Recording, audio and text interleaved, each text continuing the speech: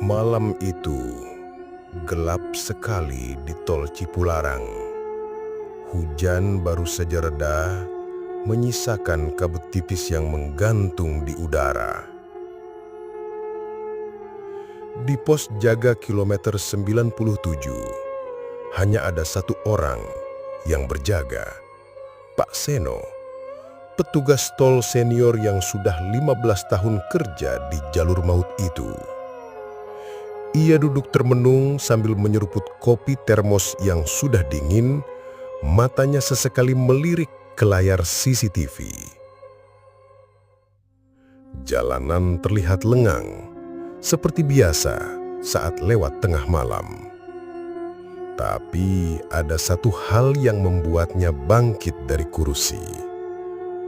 Sebuah bus besar terekam di kamera, melaju perlahan di lajur kiri, tanpa lampu menyala, tanpa kendaraan lain mengikutinya, tanpa terlihat bayangan supir di balik kemudi.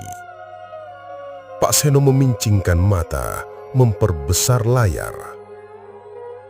"Loh, itu bus siapa jam segini?" gumamnya. Beberapa menit kemudian, suara klakson rendah terdengar panjang dan berat. Pak Seno berdiri, merinding. Di layar CCTV, bus itu berhenti tepat di depan posnya. Namun, tak ada siapa-siapa di dalamnya. Tak ada supir, tak ada penumpang. Tapi mesin masih menyala. Dan malam itu, semua berubah. Bus itu tidak sekedar berhenti. Ia menunggu. Selamat datang di ruang sunyi. Pak Seno mematung. Tubuhnya terasa berat, seperti tertahan sesuatu yang tak kasat mata. Jantungnya berdetak lebih cepat dari biasanya, mengalahkan suara hujan yang kini hanya tersisa rintik tipis di atas atap seng pos jaga. Ia menelan ludah, menatap layar CCTV yang masih menampilkan bus besar berwarna biru keabu-abuan, terparkir tepat di depan pos jaga. Tak ada gerakan, tak ada bayangan, tak ada suara mesin, tapi juga tidak mati sepenuhnya. Pak Seno akhirnya mengambil jaket plastiknya dan keluar dari pos. Udara malam itu dingin dan lembab. Uap napasnya terlihat ketika ia berjalan pelan ke arah bus. Senter di tangan kirinya menyorot ke depan. Cahaya lampu pos tak menjangkau seluruh bagian bus, terutama kaca depannya yang gelap dan tampak berkabut dari dalam. "Assalamualaikum," sapanya hampir berbisik. Tak ada jawaban. Ia berdiri di samping pintu depan bus, ragu-ragu. Kaca pintu otomatis itu sedikit terbuka, namun tidak bergerak. Pak Seno menempelkan senter ke kaca, mengintip ke dalam. Kosong. Tak ada sopir, tak ada penumpang. Tapi ada sesuatu yang membuatnya tetap terpaku. Kursi supirnya tampak hangat. Tidak secara harfiah, namun ada kesan, jejak seperti seseorang baru saja duduk di sana. Kursinya tampak sedikit turun dan sabuk pengaman menjuntai berayun pelan-pelan seolah baru saja dilepaskan. Pak Seno menoleh ke belakang, memastikan tak ada kendaraan lain lewat. Jalur itu memang sepi malam itu. Terlalu sepi. Bahkan suara jangkrik dan kodok pun seolah enggan terdengar di sekitar KM 97. Ia mundur selangkah. Instingnya memberontak, menyuruhnya kembali ke pos, mengunci pintu dan menunggu pagi. Tapi rasa ingin tahunya lebih kuat. Ia putuskan mengelilingi bus dari luar. Senter diarahkan ke sisi kanan bus. Ia berjalan pelan, memperhatikan detail. Cat busnya pudar, seperti sudah lama tak dicuci. Ban-bannya penuh lumpur kering dan spion kanan sedikit retak. Namun satu hal paling aneh adalah tidak ada plat nomor. Depan dan belakang kosong. Nggak mungkin, semua bus harus ada plat. Ini kendaraan legal apa bukan sih? Gumamnya gelisah. Ia menyusuri sisi kiri bus dan berhenti tepat di bagian belakang bus. Dan di sanalah ia melihatnya. Ada bekas tangan. Di kaca belakang bus itu seolah ada 5 jari yang menempel dari dalam, meninggalkan jejak seperti embun. Tapi jejak itu terlalu tinggi untuk tangan manusia biasa. Seakan pemiliknya berdiri dan menempelkan telapak dari posisi yang tak masuk akal, hampir mendekati langit-langit dalam bus. Pak Seno mundur spontan. Jantungnya mulai menjerit. Tangannya yang memegang senter mulai gemetar. Tiba-tiba, klakson bus berbunyi. Pendek, sekali, pelan, tapi cukup untuk membuat lututnya goyah. Gak benar ini, katanya dengan suara nyaris tak terdengar. Dia berlari kembali ke pos jaga, menutup pintu dan segera menghubungi radio komunikasi. Suaranya parau. Pos induk, ini KM97. Saya butuh konfirmasi kendaraan logistik atau bus trek malam yang melintasi jalur arah Padalarang. Ada satu bus berhenti, tapi aneh. Platnya nggak ada dan nggak ada supir. Suara dari radio hanya statis. Berderak, tidak jelas. Pos induk, halo, ini Seno, KM97. Masih hening. Dan ketika ia hendak meletakkan radio, terdengar bunyi samar. Bukan dari radio itu, tapi dari luar pos. Ketukan. Pelan, 3 kali. Pak Seno menoleh cepat. Pintu pos diketuk dari luar. Ia memincingkan mata, mendekati jendela kecil di pintu. Perlahan ia mengintip keluar, dan tak ada siapa-siapa. Hanya bayangan bus itu yang masih berhenti di tempat semula. Lampunya menyala redup, kabut semakin tebal mengelilingi pos. Ketukan terdengar lagi, tapi kali ini dari belakangnya, dari dalam pos. Pak Seno berbalik cepat, senter siap diarahkan. Tapi tak ada siapa-siapa. Hanya layar CCTV yang kembali menunjukkan bus itu kini mundur perlahan dan menghilang dari frame kamera. Seno lari ke jendela, menatap jalan. Bus itu memang sudah tak ada. Ia meraih radio kembali, mencoba menghubungi pusat. Tolong, ini bukan kendaraan biasa. Barusan bus itu hilang. Saya ulang, hilang begitu saja. Tapi tak ada jawaban. Dan di saat itu, layar CCTV bergoyang sebentar, kemudian menampilkan sesuatu yang tak masuk akal. Rekaman hitam putih dari dalam bus. Tapi pernah ada kamera dalam bus itu. Ia tahu, ia yakin.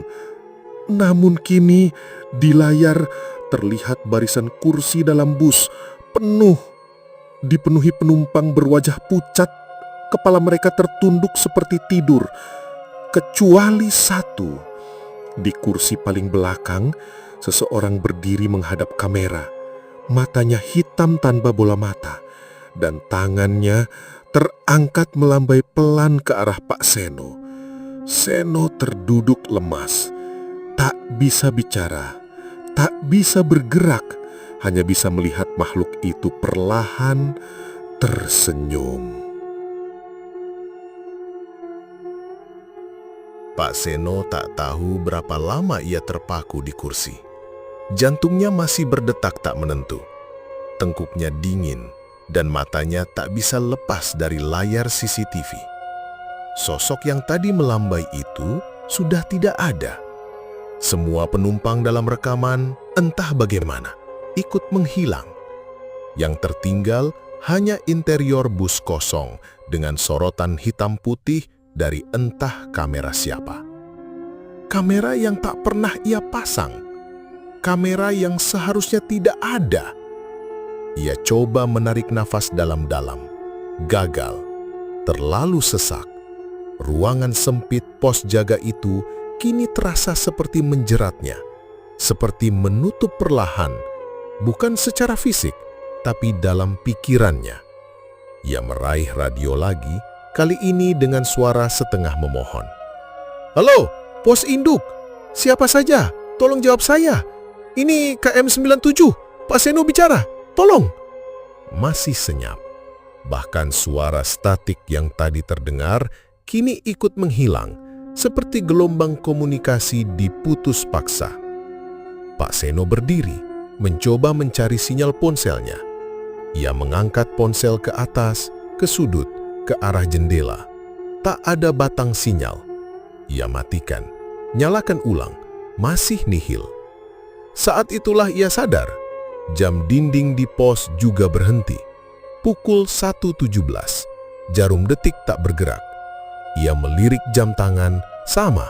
Pukul 1.17, tak bergeming. Ia menepuk-nepuk jam tangan, bahkan membuka baterai belakang. Semuanya tampak normal, tapi waktu seperti membeku. Ia berusaha berpikir rasional. Ini mungkin gangguan sistem, atau aku kecapean, pikirnya. Namun sebelum ia bisa menyusun logika, sebuah suara gesekan keras terdengar dari luar. Seperti logam beradu dengan aspal. Pak Seno beranikan diri mengintip dari celah jendela. Bus itu kembali, tapi kali ini mundur pelan-pelan, roda-rodanya menggesek aspal seolah ditarik paksa. Tak ada supir, tak ada penumpang, tapi ia yakin bus itu tahu ia sedang melihat. "Kenapa balik lagi?" desisnya setengah panik. Bus itu berhenti tepat di depan pos, seperti sebelumnya. Tapi kali ini, pintu depannya terbuka dengan sendirinya. Seno mundur. Tidak, ia tidak akan keluar, tidak kali ini. Tangannya gemetar, tapi ia ambil senter dan tongkat besi yang biasa dipakai untuk mengatur kendaraan besar. Tiba-tiba, lampu pos padam. Semua gelap, layar CCTV ikut mati. Hanya suara detak jantungnya yang terdengar di kepala sendiri. Namun dari balik gelap itu, terdengar suara langkah kaki. Tok, tok, tok. Satu demi satu, pelan, berat. Langkah seseorang menaiki tangga bus. Tapi tak ada orang. Ia yakin, ia tahu tak ada siapapun di sana. Tapi langkah itu nyata. Ia menutup telinga, tapi suara itu makin dekat. Tiba-tiba, dari pojok ruangan, suara kecil terdengar. "Turun di sini, Pak." Seno membeku. Itu suara perempuan, pelan, lirih, tapi berasal dari dalam pos. Ia menoleh perlahan ke arah suara. Tak ada siapa-siapa, tapi kursi tamu yang ada di pojok ruangan kini basah. Seolah seseorang dengan pakaian kuyup baru saja duduk di sana. Bekas duduknya terlihat jelas. Air menetes ke lantai. "Turun di sini, Pak." Suara itu terdengar lagi, kini dari belakangnya. Ia berbalik cepat, dan cermin kecil di sudut ruangan kini memantulkan sesuatu yang tak seharusnya ada. Bayangan seorang wanita berdiri diam di belakangnya. Rambutnya panjang menutupi wajahnya. Pakaian putihnya basah, seperti baru keluar dari hujan badai. Ia menahan teriak. Ia tidak mau berbalik. Namun tangan itu menyentuh bahunya. Pak Seno menjerit dan melempar senter ke arah cermin. Kaca pecah seketika. Serpihan menyebar ke lantai. Dan saat itulah semua kembali terang. Lampu pos menyala. CCTV hidup kembali. Waktu di jam berdetak lagi. Pukul 1.18. Hanya 1 menit berlalu. Ia berdiri terpincang, nafasnya terengah, peluh dingin membasahi tubuh. Layar CCTV kembali menampilkan kondisi jalan kosong. Bus itu menghilang. Seperti sebelumnya, tanpa suara, tanpa jejak. Tapi kali ini, Pak Seno tahu ia tidak sendirian.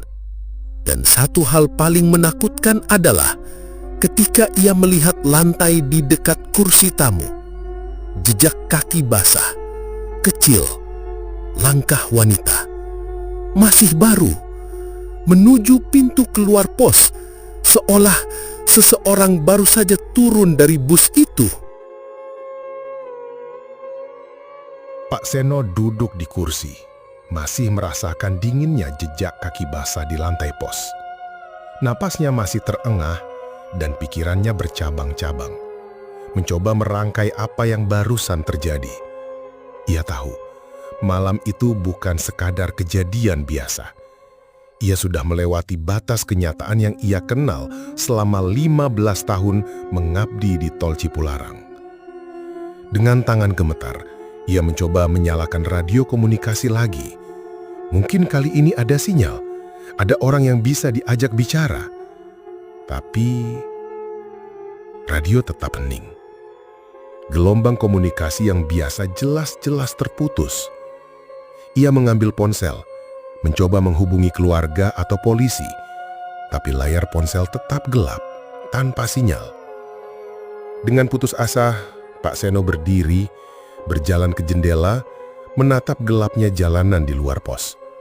Angin dingin berhembus membawa kabut yang semakin tebal, seperti ada sesuatu yang bergerak di balik kabut itu, sesuatu yang membuat bulu kuduknya meremang. Ia menggenggam erat tongkat besi yang biasa dipakai mengatur kendaraan. Namun ia sadar, senjata itu tidak akan banyak membantu jika yang dihadapinya bukan manusia. Pikiran Pak Seno melayang ke sebuah cerita lama yang dulu pernah diceritakan oleh rekannya di kantor pusat, tentang sebuah bus misterius yang menghantui jalan tol Cipularang, khususnya di KM 97. Bus yang konon muncul tanpa pengemudi, membawa penumpang arwah penasaran yang tak pernah sampai ke tujuan. Ia dulu menganggap itu hanya mitos, cerita kosong untuk menakut-nakuti petugas yang berjaga malam. Tapi kini, dengan mata kepala sendiri, semua itu terasa nyata. Malam itu, di pos kecil di tengah jalur sunyi, Pak Seno mulai merasakan ada yang aneh dengan waktu. Ia menatap jam dinding di pos. Sekarang sudah pukul 1:23. Tapi anehnya, ia merasa seperti baru saja memulai shift malam. Ia memutar kembali ingatannya. Apakah sudah berjam-jam ia terjebak di sini? Ia memeriksa telepon genggamnya kembali, berharap ada notifikasi pesan masuk, telepon, atau sekedar jam yang bergerak normal. Tapi layarnya tetap gelap. Dengan perasaan cemas, ia berjalan keluar pos, mencoba melihat jalanan dari dekat. Kabut semakin tebal dan suara malam semakin sunyi, hampir tanpa kehidupan. Saat ia berdiri di tepi jalan, seketika sebuah bayangan gelap melintas cepat di belakang bus. Bayangan itu tidak seperti kendaraan atau hewan. Gerakannya aneh, tidak teratur, seperti sosok manusia yang melayang atau tergantung di udara. Pak Seno mengangkat senter, menyorot ke arah bayangan itu. Namun begitu cahaya menyentuhnya, bayangan itu lenyap seketika, hilang ditelan kabut malam. Jantung Pak Seno hampir melonjak dari dada. Ia berbalik cepat, ingin kembali ke pos, tapi kakinya terasa berat, seperti ada kekuatan yang menahan langkahnya. Suara radio komunikasi kembali terdengar, tapi bukan dari perangkatnya. Suara itu datang dari udara di sekelilingnya, samar, berbisik dalam bahasa Sunda yang tidak ia ketahui. Gantos, gantos, gantos. Kata-kata itu terus berulang, menggema semakin keras. Pak Seno menutup telinganya, berusaha mengusir suara itu. Namun semakin ia menutup telinganya, suara itu semakin menguat. Tiba-tiba, waktu di sekitarnya terasa berubah. Jam dinding di pos dan tangan Pak Seno sudah menunjukkan pukul 3 pagi. Tapi suasana di luar masih gelap gulita, seperti jam 11 malam. Kabut seolah membeku di waktu, menolak untuk berubah. Pak Seno menunduk, berusaha menenangkan diri. Ia sadar ada sesuatu yang salah di sini, lebih dari sekedar bus tanpa sopir atau sosok bayangan. Ia merasakan seolah berada di antara dua dunia, dunia nyata dan dunia yang lain. Dunia yang hanya bisa ia masuki ketika tengah malam telah melewati batas dan waktu kehilangan maknanya. Dalam keheningan itu, ia menoleh ke arah pos. Di dinding, bayangan samar yang tadi ia lihat di kaca cermin muncul lagi, tapi kali ini lebih jelas. Bayangan wanita berambut panjang mengenakan pakaian putih berdiri di pojok ruangan dengan wajah tersembunyi. Ia menatap Pak Seno tanpa berkedip. Pak Seno mencoba mengalihkan pandangannya, tapi ia terpaku. Dalam bisikan yang hampir tidak terdengar, suara itu kembali terdengar. "Turun di sini, turun di sini." Pak Seno merasakan tangan dingin menyentuh lengannya, tapi ketika ia menoleh, tidak ada siapa-siapa. Hanya angin malam yang berdesir lembut. Ia merasakan ada kehadiran yang tidak ingin ia lawan, tapi juga tidak bisa ia hindari. Dengan napas tersengal, Pak Seno kembali ke dalam pos. Ia mengunci pintu, memeriksa setiap sudut, memastikan tidak ada yang masuk. Tapi dalam hatinya, ia tahu malam itu belum berakhir. Bus itu, bayangan itu, waktu yang membeku, semuanya hanyalah awal dari sesuatu yang jauh lebih mengerikan. Seiring detik-detik berlalu, ketegangan di pos jaga kilometer 97 semakin memuncak. Pak Seno duduk terpaku di kursinya. Tangannya masih menggenggam erat tongkat besi. Matanya melirik jam dinding yang kini berdetak normal, tapi hatinya belum tenang. Bayangan wanita itu terus menghantui pikirannya. Terasa seperti sedang mengawasinya dari sudut gelap ruangan. Setiap kali ia menoleh ke pojok, bayangan itu seolah menghilang, tapi tetap meninggalkan rasa dingin yang menusuk. Ia berusaha menguatkan diri. Mungkin ia butuh waktu untuk tenang dan mengumpulkan pikiran. Namun, tiba-tiba layar CCTV di depan matanya menunjukkan sesuatu yang tak biasa. Sebuah kendaraan mendekat, tapi bukan bus yang sama. Kali ini sebuah mobil kecil melaju pelan, lampu depannya samar tertutup kabut tebal. Tapi yang membuat Pak Seno berhenti bernafas adalah sosok yang duduk di balik kemudi. Tak terlihat wajahnya. Bayangan hitam pekat menutupi semua detail, seolah pengemudi itu bukan manusia. Mobil itu berhenti di dekat pos, menyalakan lampu sen kuning. Lalu, lampu itu mati. Tak ada suara mesin, hanya keheningan yang menusuk. Pak Seno menatap layar, penuh waspada. Ia tahu ini bukan kendaraan biasa. Ini adalah pertanda. Dengan langkah berat, ia membuka pintu pos dan melangkah keluar. Kabut dingin menyambutnya dan udara malam terasa lebih berat dari sebelumnya. Di luar, ia mencoba melihat lebih jelas mobil itu. Namun, semakin ia mendekat, kabut semakin pekat menutupi semua. Pak Seno berteriak, "Siapa di sana? Apa yang kalian mau?" Tak ada jawaban, hanya keheningan dan kabut yang bergulung-gulung di sekelilingnya. Ia menyalakan senter dan mengarahkan cahaya ke dalam mobil. Kursi pengemudi kosong.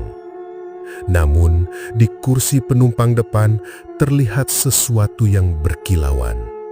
Pak Seno merunduk dan matanya terpaku pada sebuah benda kecil, sebuah kunci mobil berwarna perak dengan gantungan berbentuk miniatur bus tua.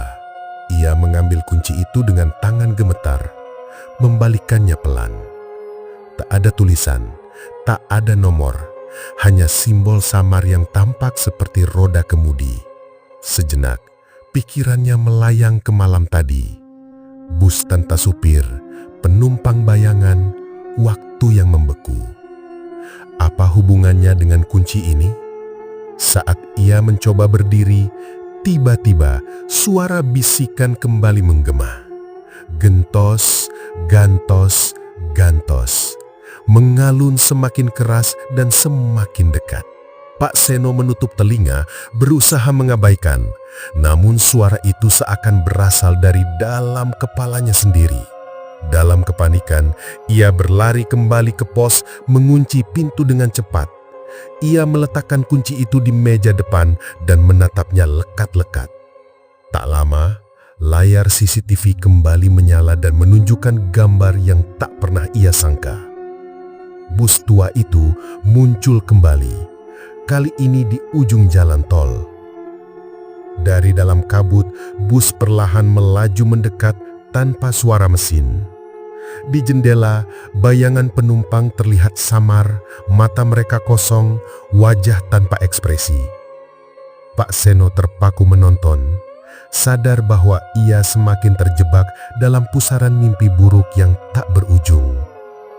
Tak hanya bus tanpa supir, tapi kini sebuah kunci misterius dan sosok tak terlihat yang mengawasinya dari balik kabut. Malam itu bukan sekadar malam biasa di tol Cipularang. Ini adalah malam di mana dunia nyata dan dunia lain bertabrakan, dan Pak Seno hanya bisa menunggu. Malam semakin larut, dan kesunyian di tol Cipularang kilometer 97 menjadi lebih berat dan mencekam. Pak Seno duduk di balik meja pos jaga, memandangi kunci perak dengan gantungan bus tua yang tergeletak di depannya. Tangannya yang gemetar mencoba memahami apa arti semua ini. Apakah kunci itu kunci menuju sesuatu yang tak terlihat? Ketika ia sedang tenggelam dalam pikirannya, suara radio komunikasi di meja tiba-tiba berderak keras. Pak Seno kaget, tangan hampir menjatuhkan kunci. Ia segera mengangkat mikrofon, berharap itu panggilan dari pos induk. "Pos induk, ini KM97, tolong jawab! Ada keadaan darurat di sini!" Namun, suara yang keluar dari speaker bukan jawaban biasa. Suara itu bisikan halus, nyaris tak terdengar, tapi jelas mengandung nada mendesak. "Gentas, gentas Pak Seno, gentas." Seno merasakan bulu kuduknya berdiri. Suara itu sama seperti yang ia dengar tadi malam, suara yang seakan berasal dari dimensi lain. Ia mencoba mengangkat mikrofon kembali dan menjawab, tapi hanya ada keheningan. Lalu suara bisikan itu berubah menjadi tawa kecil yang dingin dan menyeramkan. Pak Seno hampir menjatuhkan mikrofon. Ia menarik napas panjang, berusaha menenangkan diri. Ini bukan main-main, gumamnya. Ia berdiri, berjalan keluar pos, menyalakan senter dan mengarahkan cahaya ke jalan yang gelap dan berkabut. Tiba-tiba, di kejauhan terdengar suara mesin bus tua yang sangat pelan, seolah-olah datang dari jauh. Pak Seno menengadahkan kepala, menunggu. Beberapa detik kemudian, bayangan bus itu mulai muncul dari kabut, berkelap-kelip, bergerak tanpa suara. Bus tanpa supir. Pak Seno merasakan sesuatu berubah dalam dirinya, seolah-olah udara di sekitarnya berubah menjadi dingin membeku dan waktu kembali melambat. Bus itu semakin mendekat, tapi kali ini berbeda. Di pintu bus terlihat seorang wanita berpakaian putih basah kuyup. Wajahnya masih tertutup rambut hitam panjang, tapi ada aura sedih dan marah yang terpancar darinya. Wanita itu menatap Pak Seno dengan mata hitam pekat yang menyayat hati. Pak Seno ingin berteriak, ingin lari, tapi kakinya terasa membeku. Ia tak bisa bergerak. Tiba-tiba, wanita itu mengangkat tangan dan menunjuk ke arah kunci di meja pos. Seketika, seluruh ruangan menjadi dingin menusuk. Pak Seno merasa seperti tertarik oleh kekuatan tak terlihat ke arah kunci itu. Ia mengangkat kunci perlahan dan saat menyentuhnya, sebuah gambaran terlintas di benaknya. Sebuah kejadian lama yang terhapus dari ingatannya. Ia melihat sekilas sebuah bus yang mengalami kecelakaan mengerikan di tol itu bertahun-tahun lalu. Para penumpang yang tak sempat menyelesaikan perjalanan mereka. Jiwa-jiwa yang terperangkap antara dunia ini dan alam berikutnya. Pak Seno tersentak, membuka matanya. Wanita itu kini berdiri di depan pos jaga melambaikan tangan pelan. Saya bisa membantu kalian. Suara wanita itu lirih tapi tegas. Pak Seno ragu, tapi naluri manusia biasa yang mulai terdesak membuatnya mengambil keputusan. Ia menggenggam kunci itu erat-erat dan berkata, "Apa yang harus aku lakukan? Tolong, beritahu aku." Wanita itu tersenyum tipis dan menghilang seketika bersama kabut yang berputar-putar. Dan di saat itulah Pak Seno menyadari satu hal. Kunci itu bukan hanya untuk membuka pintu fisik. Kunci itu adalah pintu menuju dunia yang selama ini dia tak mengerti. Malam itu, setelah semua yang terjadi, Pak Seno duduk termenung di pos jaga yang sunyi.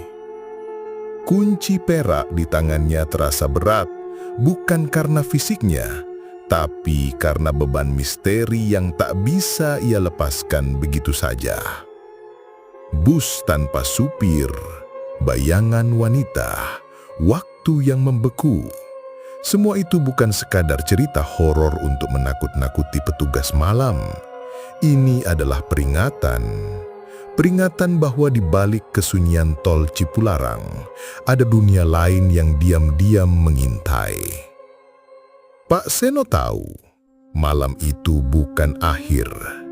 Ia hanya bagian dari perjalanan panjang yang belum selesai. Bagaimana bisa kita percaya pada sesuatu yang tak terlihat? Kadang misteri terbesar bukan tentang apa yang kita lihat, tapi apa yang kita hindari untuk percaya. Kalau kamu jadi Pak Seno, berani nggak kamu menunggu sendirian di KM 97 malam-malam? Atau justru kamu malah ingin mencoba mencari tahu lebih dalam? Tulis pendapatmu di kolom komentar. Apakah kamu percaya cerita seperti ini nyata?